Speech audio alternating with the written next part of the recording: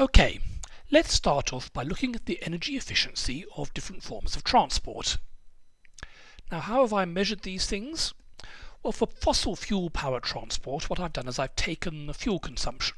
So, for example, I looked up the fuel consumption of a typical Australian car and then multiplied by the combustion energy of the fuel, which for petrol is 35 megajoules per litre.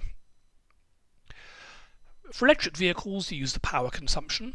For human-powered vehicles, the way it's normally measured is people, for example, want to measure cycling power. You cycle on a treadmill and they put a mask over their face and measure how much oxygen they breathe in, because the oxygen is then combusted. We know the efficiency of that, and that tells us how much energy the human body is exerting.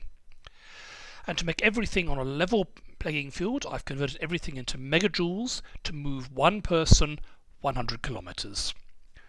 Big different stats if you like, that's what I chose. And here is a table showing these things. So the mode of transport over here and the energy per person per 100 kilometers in megajoules.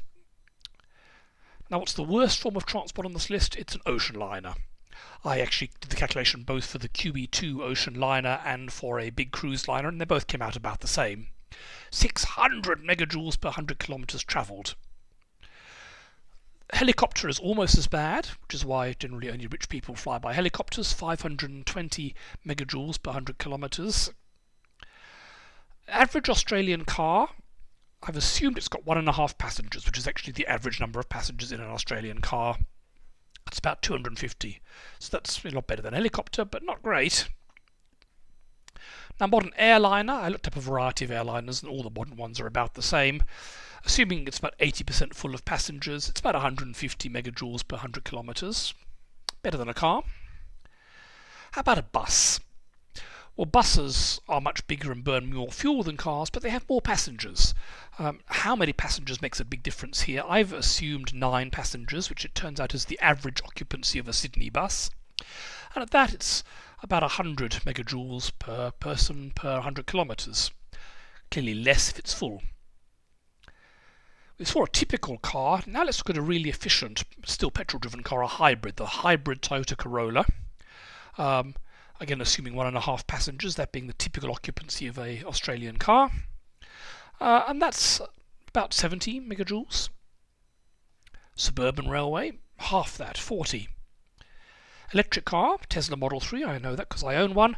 Again, assuming 1.5 passengers, is about 30. Which is about the same as we get for high-speed trains like the TGV or the Shinkansen in Japan. Walking is a little bit better than either of those things. And then we get the most efficient form of transport I could find, a bicycle. A bike or an e-bike. So you see the difference between an e-bike and an ocean liner. It's about a factor of 200 in terms of energy per person per 100 kilometers. Now, there are two big caveats about this chart which I want to go through. The first is I've had to assume how many people are on all these different forms of transport. So an ocean liner, for the QE2 ocean liner, that has 1,000 passengers. But it's probably capable of accommodating a lot more than that. It's also got 1,000 crew. I didn't count them. But when it was used as a troop ship during the Falklands War, it would accommodate 3,000 or 4,000 passengers. And if you packed people into an ocean liner as densely as they are in economy class on an aircraft, you could probably pack 10,000 people on one of these ocean liners.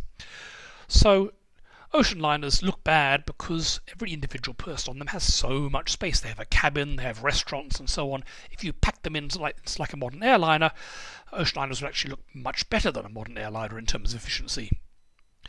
Likewise, a car, if you had 4 people in a car rather than 1.5, it looks much better. And again, a bus, if it's full with 40 people on board, it might be less comfortable for you as a passenger, but the energy efficiency is going to be much better. So all these things, it depends what you assume for how full they are. I've picked typical values. Trains often run much more full than suburban railways, less so. But for the typical values, this is what you get. But again, it could all change a lot depending how many people you assume are in these things. Another big caveat is what we do about electrically powered things like suburban railways and a Tesla and an e-bike or a scooter.